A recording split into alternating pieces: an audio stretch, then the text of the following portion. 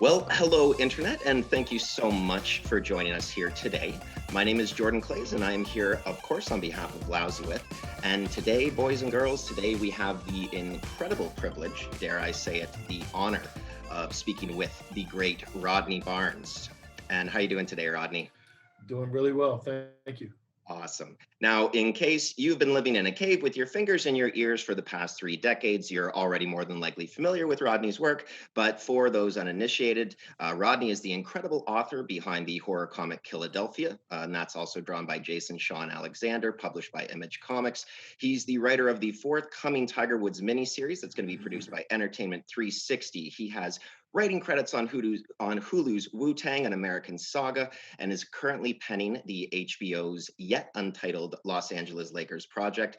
And as if that wasn't enough, he's also the genius mind behind incredible classic TV shows like Everybody Hates Chris, The War at Home, and my personal favorite, The Boondocks. And Rodney, I just have to say it's a privilege to be speaking with you today, my friend.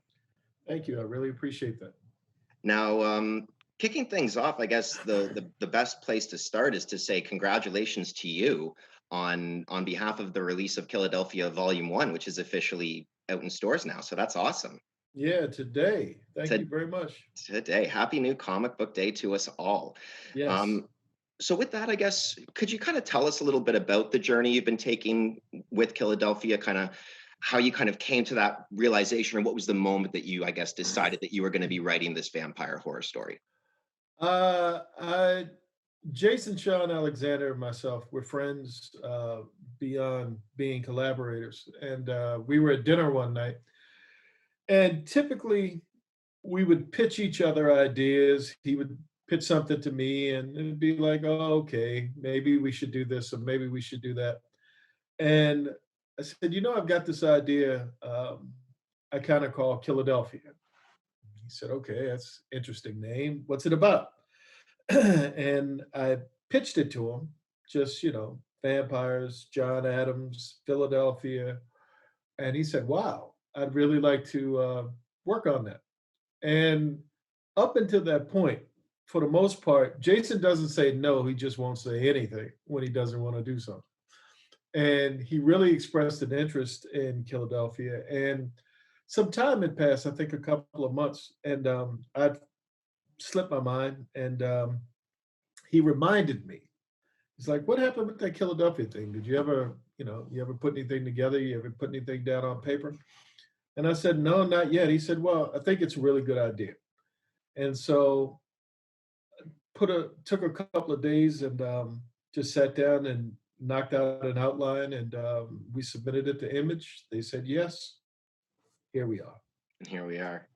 Now, I guess I kind of, you know, are you a fan of vampire fiction yourself, or were you kind of drawing from any one influence or anyone kind of like any mythos in particular of the genre, or kind of what kind of took you to that point, I guess? Well, a rule of thumb for me is to write things that I really want to see that I have yet to see, or things that I thought could be done in a different way or style. And excuse me. And over the years, big fan of vampire lore, from the Hammer films to Salem's Lot, Vampire Chronicles, Bram Stoker's book, and the film, the mini films of Dracula. And just said, if I were to enter into this world, what could I bring that was different? Because there's so much vampire stuff that it almost feels like you need to, if you're going to do vampires, you have to do them like True Blood had its own kind of mythology. It was vampires, but it was done in its own way. So it was like, okay, how can I bring something different? And I thought about the political, adding a political dimension and a social dimension. And there were some things to tinker with within vampire mythos that I thought was kind of cool.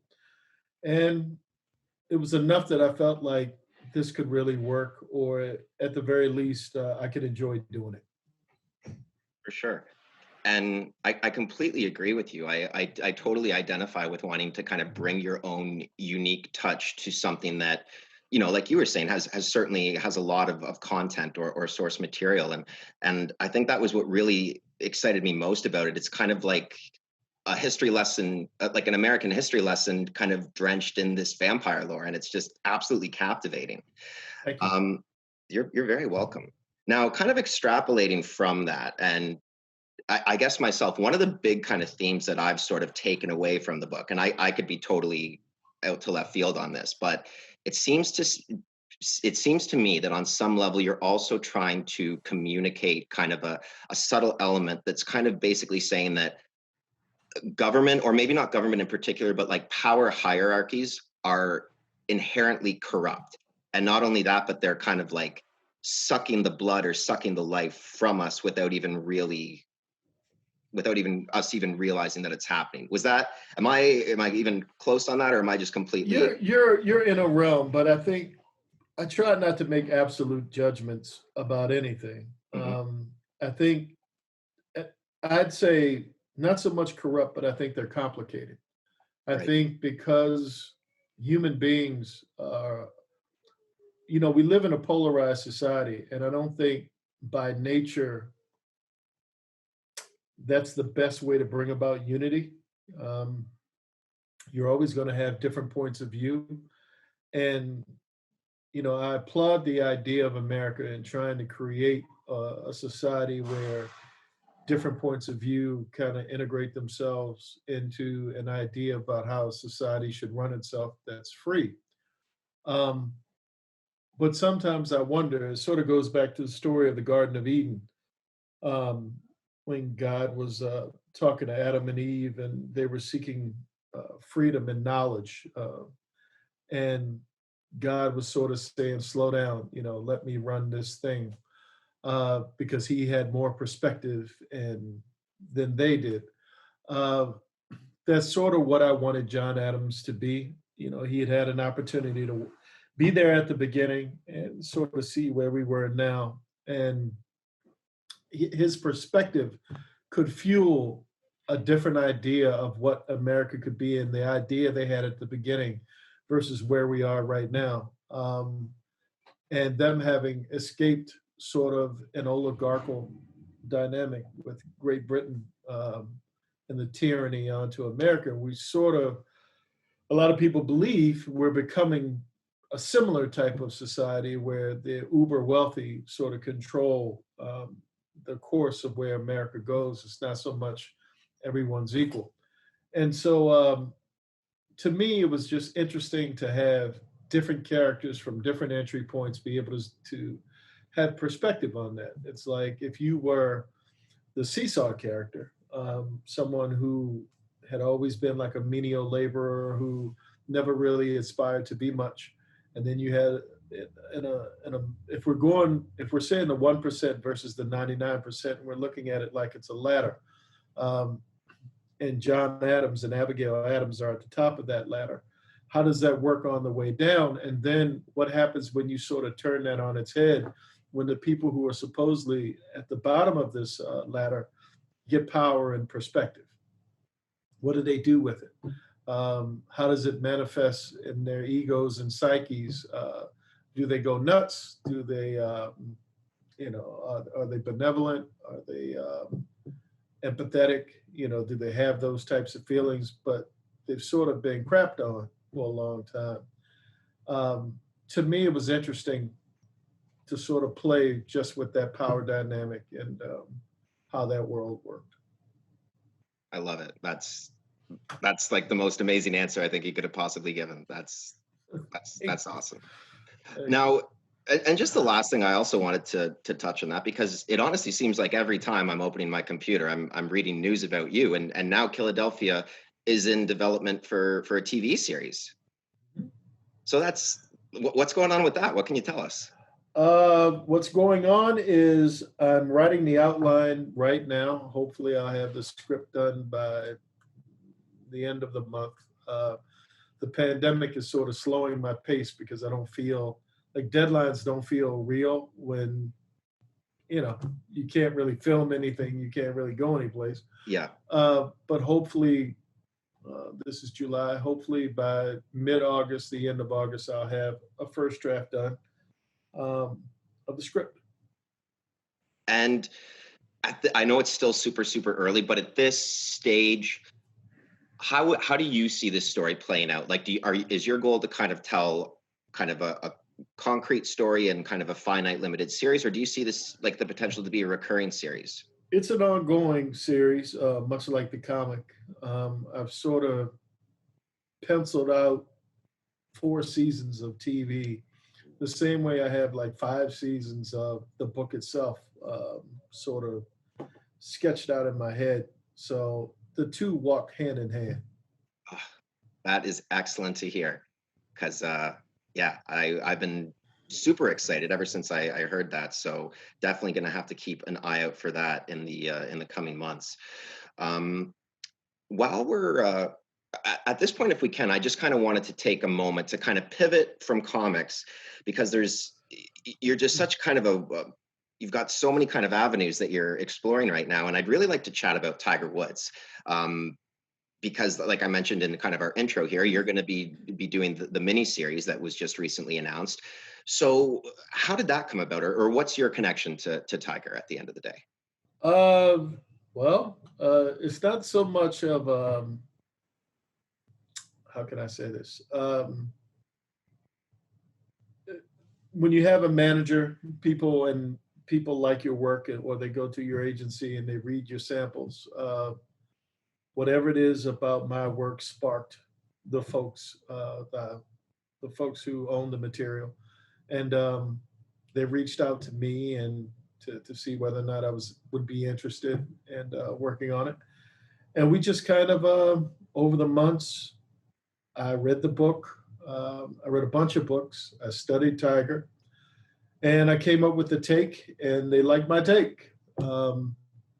He's an intriguing character, and the world around him is intriguing. I put Tiger in that category, like Michael Jordan, um, or even Muhammad Ali. Not so much politically, but just the world-renowned idea, the iconic nature of who they are as sports figures. Tiger isn't really very political, seemingly, but he does just what he is, sort of makes him political. Hmm. The biggest, uh, I guess, a part of him is African American. The part of him that's African American that sort of liberated the idea that not only could we play golf, but we could excel at it, and become the marketing uh, giant that he's become. Um, all of that stuff is sort of interesting. And anytime you're the first at something, as far he's not the first African American golfer, but he is the biggest um, for his era, for his time, certainly.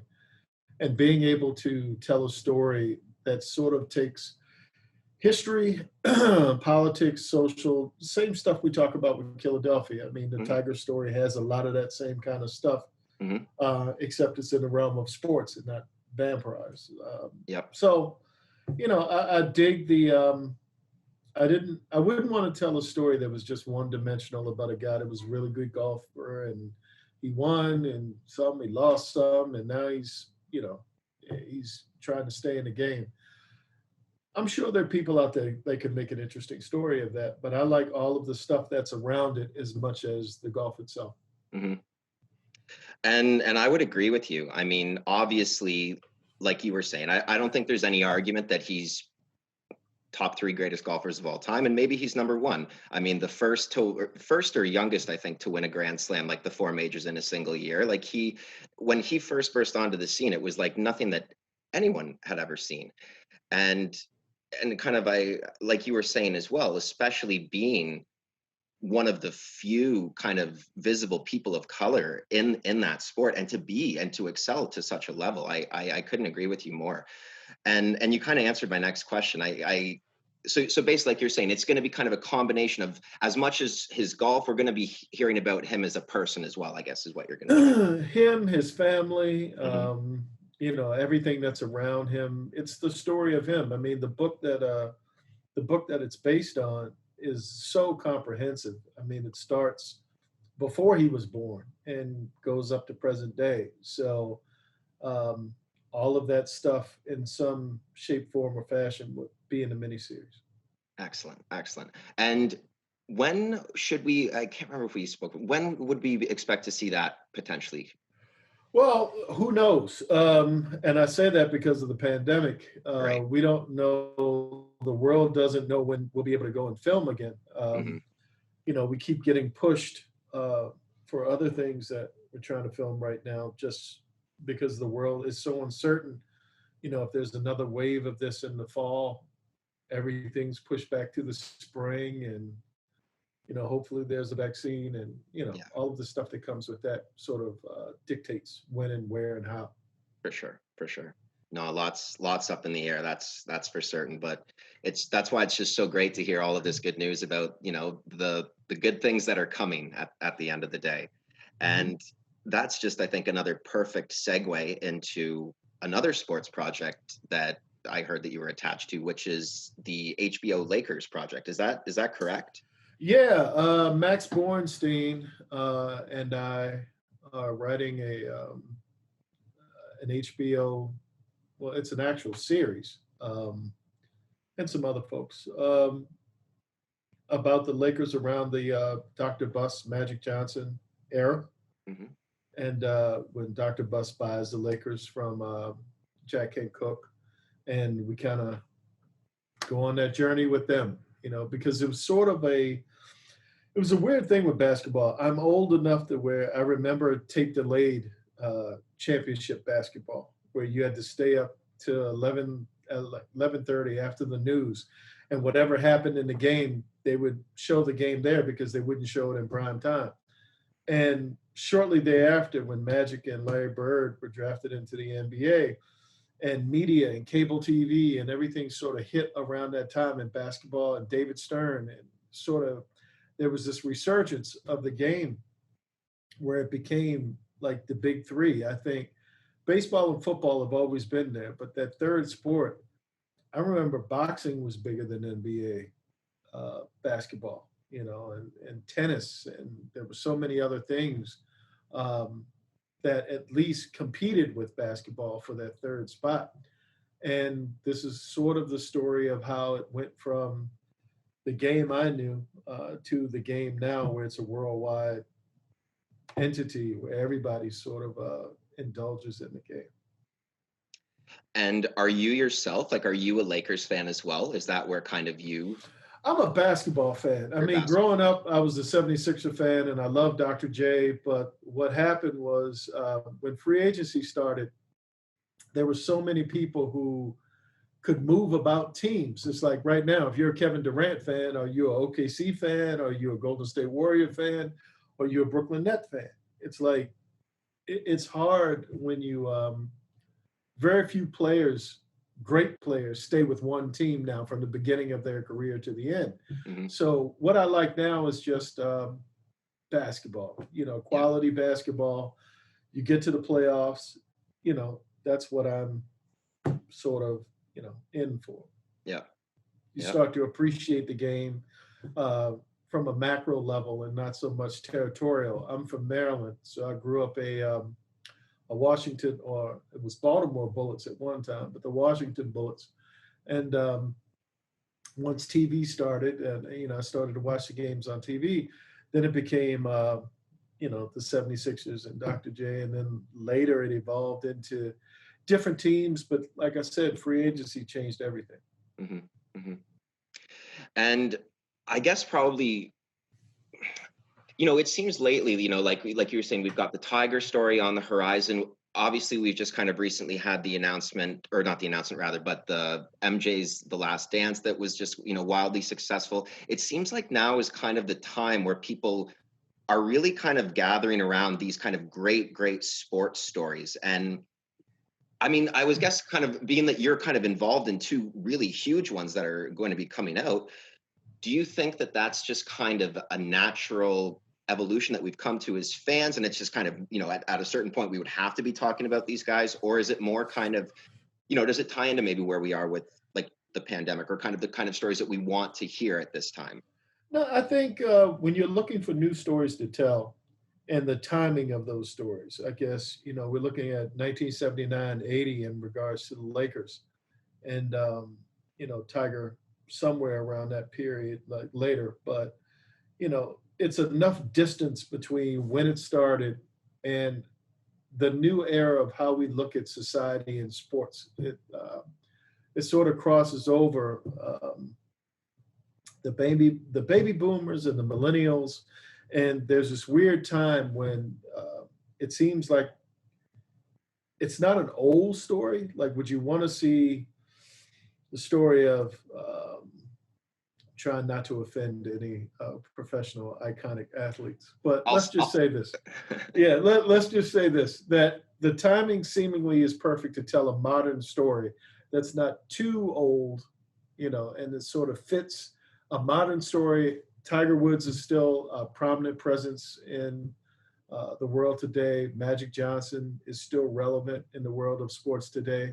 It's like you're not so far removed that people I can identify these characters, these iconic athletes, and still connect with what they did. So there's enough of the reverence that's still there to tell the story. And Michael Jordan too. He still looks like Michael Jordan. He hasn't faded so much that he still has the fire in Last Dance to talk about Isaiah, and still the rivalry is still fresh enough, but still far enough removed that it's relevant. So as long as the relevance is still there, why not tell the story? No, I completely agree with you. I still think that Jordan could drop 60 on him if he really put his mind to it and he wanted to. 20 for a year. Yeah. And I agree too.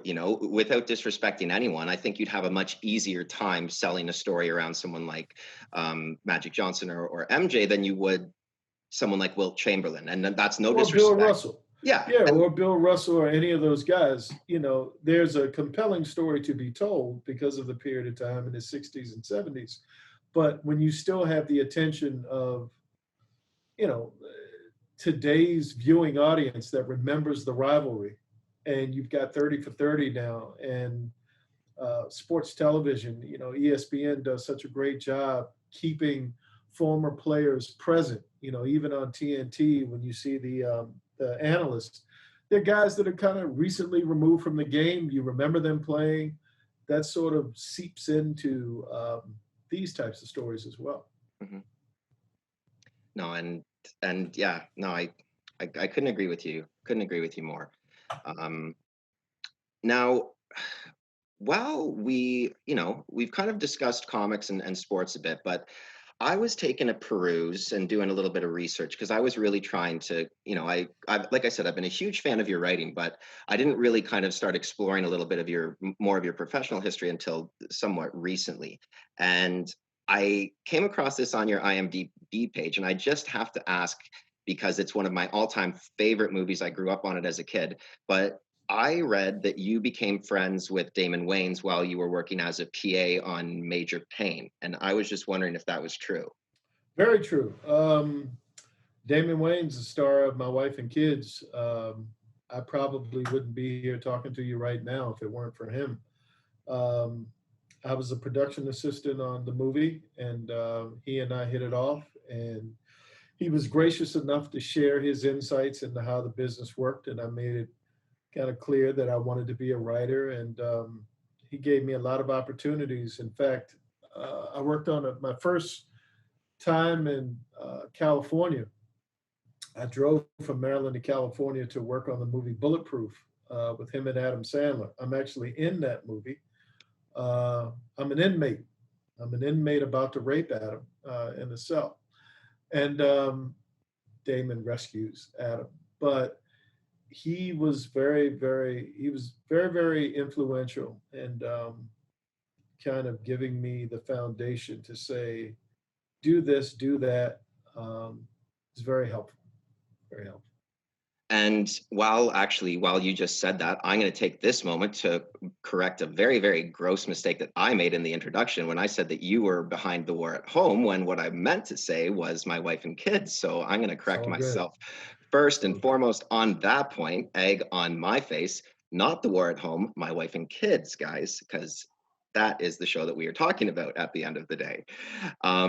And I love that you brought up Bulletproof, because I swear there was a time back when Jumbo Video had the 3 for $5 VHS deal on Friday nights where I was walking in there picking up Major Payne, Bulletproof, and Celtic Pride. I Those worked on all of those. Yeah. and that's what I was actually just going to ask you as well, because I also read that you were, it said that you were uncredited on Celtic Pride. I was a production assistant. I slept outside of the Boston Garden in my pickup truck as they were tearing the garden down, and it was snowing. There was a blizzard, I think, of sorts, and Boston has its own unique weather in the winter, and it was tough, but it was a great experience. Oh my gosh. And like I said, I'm not even joking when I tell you I literally watched Major Payne not 2 days ago, and I just it's a different era of comedic filmmaking, and Oh, it is. it just brought me back to a completely different time, and I had to bring that up because, like I said, I could probably quote the film. I'm actually in a scene, and I got my scene got deleted, but I'm still in the credits. I'm the first name that comes up in the credits for a scene that's not in the movie. But another friend, Dean Laurie, who's on My Wife and Kids as well, he was the writer of that film. He and Damon wrote Major Payne. He didn't dislocate your finger in the deleted scene, did he? He did not dislocate. I was a wrestler. Myself and the assistant director, I forget his name, we were wrestlers, and Damon had someone make a wrestling outfit for me. I think the scene was Major Payne was rescuing the U.S. Olympic wrestling team that had been hijacked by terrorists. And he just walked into the bus and beats up all of the terrorists, and he yells at us and makes us get off the bus. I think that was the scene. I could be wrong. But that was, yeah, that was my Major Payne story. Oh my gosh. Honestly, I swear when I was growing up, my brother and my, like, kind of like just the saying that we said was, go tell mama to get my field knife. That was, no matter what it was, that was just, brings me Yeah. back. Now, one other thing that I kind of really wanted to speak with you, and the last thing, because I know we've been speaking for a bit, and I don't want to take up any It's more of your okay. time. But as I mentioned in the intro, one of my all-time favorite TV shows is The Boondocks. And when I watched that show, I was very young. And I think I was too young to be able to really appreciate it for anything other than its face value, which is that it's a brilliant, a brilliantly comedic cartoon that I just thought was hilarious at the age that I was watching it. But recently, I kind of went back to it and kind of began watching some of those old episodes. And I think for the first time, I was really able to understand not the humor, but the satire and really the message that was kind of laden, like in the foundation of that humor.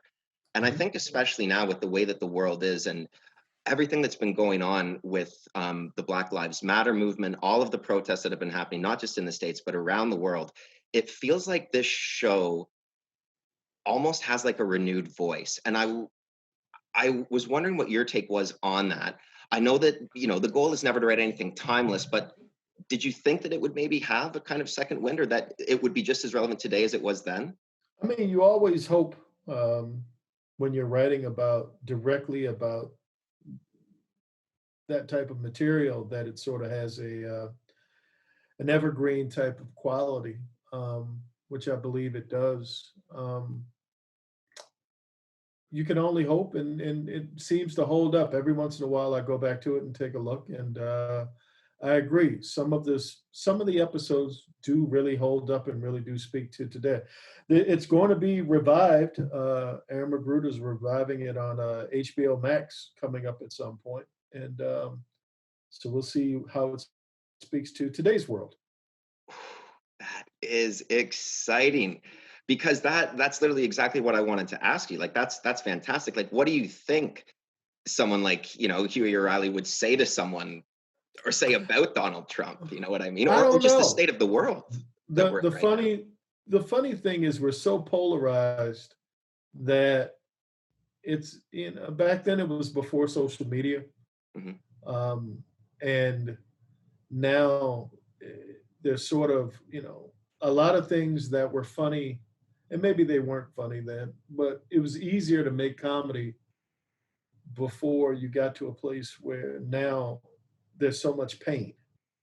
And there was always pain, but I think now it's in your face. You have, as soon as something happens and someone takes a video of it, 30 seconds later you have it on your phone or it's on the TV. It's hard to make race as funny to me as it was back in the day for some reason.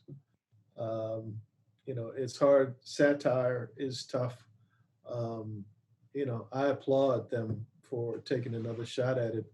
You're right. I think if we were to do it exactly, as it was when I was a part of it back then, yeah, I see the stories as clear as day, but I don't know if you could tell those stories in the same way. Um, I don't know if you could tell them in the same way today. No.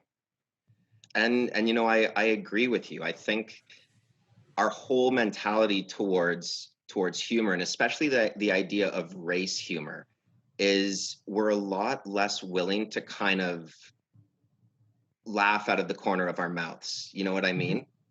I mhm. think that, and like you were saying, I think there's a lot more of a social responsibility due to the advent of social media specifically than there ever was. But I think that in some ways that's a good thing. A lot of things that sort of a lot of the issues now seem like folks are really trying to dig their heels in to make true social change for everyone.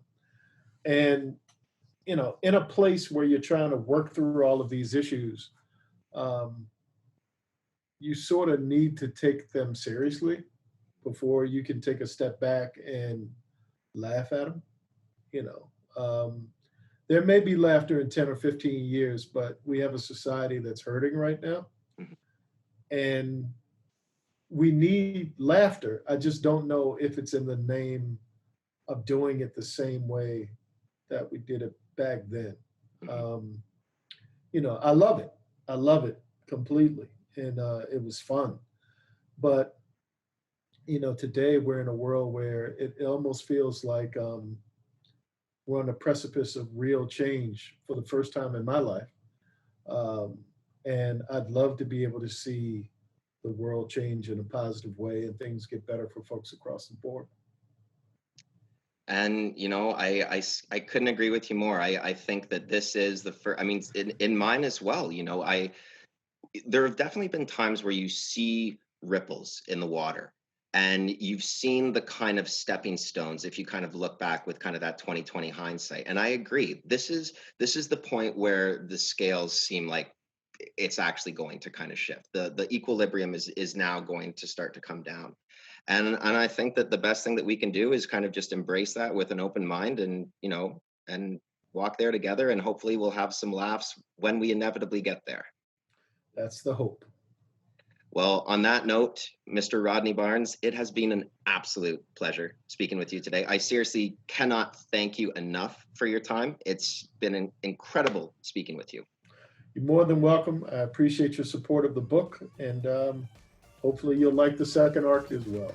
Ooh, can't wait. Killadelphia, go get it right now.